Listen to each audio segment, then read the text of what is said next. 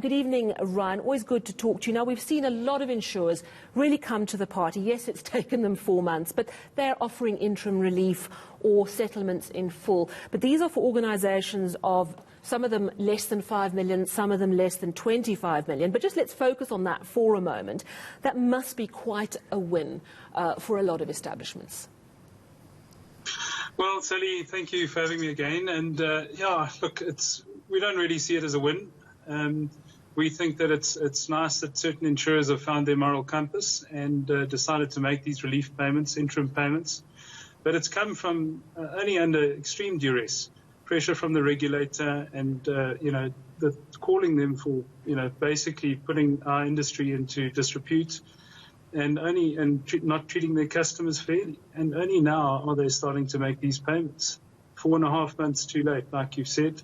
These losses only represent maybe 10 to 15% of what these insureds have suffered in total. And some are just being excluded, A, because they couldn't afford their premiums, so they no longer are clients of these insurers, or because they are seen as too big a company with a turnover over 50 million. Never mind that these companies in the tourism space that employ, whole communities, and it's just the continued fight to get these claims paid is just it's not in the industry's best interest. So obviously you're continuing to fight for the smaller establishments who have yet to receive a payment. But tell us about the big guys. I mean, 50 million, wow, those are surely really big establishments. What sort of places are we talking about? Give me some examples. It's the game lodges, the hotels, and you can take your pick. All of those businesses are generally going to be of that value. And the problem with that is that if you think that that's the revenue that they earn, well, what are their expenses? The primary expenses, salaries and wages for staff. And like we've said, these businesses create communities around themselves, and those communities are now being devastated. Not to mention, the wildlife conservation and all of that goes with it. I would imagine that these larger establishments surely have better access to credit. Is that perhaps why the insurers have focused on the smaller players?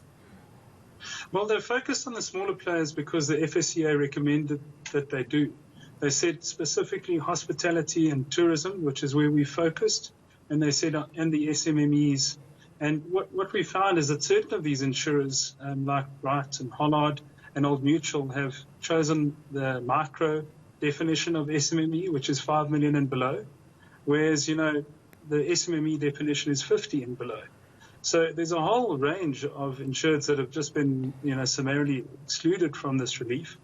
And there's some insurers like Factory and Industrial and One Insure and, Centillum, and the list goes on, AIG and Chubb, that just haven't heeded the FSCA's call and done nothing whatsoever. So you're making a call for protection for the bigger players as well. What are you going to do to push the insurers to come to the party yet again? Well, we've got our litigation starting on the 1st of September, an application with one of our clients, My Africa Hotel Group.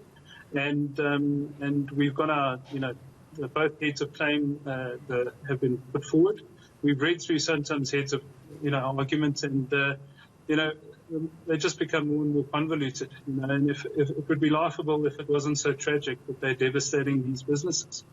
With national travel now allowed, are a lot of the hotels that you deal with going to just get through, especially those who've received a bit of an interim payment?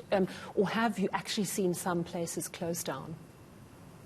We've seen restaurants and a few other smaller hotel bed and breakfasts and that really dip into their savings in a huge way, their retirements. We've seen some close, that list is probably going to grow if we don't get some further relief in terms of full payment of these claims, or at least significant settlement offers. Guardrisk, one of the companies, one of the insurers, has at least come forward and offered, settlement offers, which is, gives these companies enough to survive the next 6 months, which is vital. Thank you so much for your time this evening. CEO of Insurance Claims Africa, Ryan Woolley.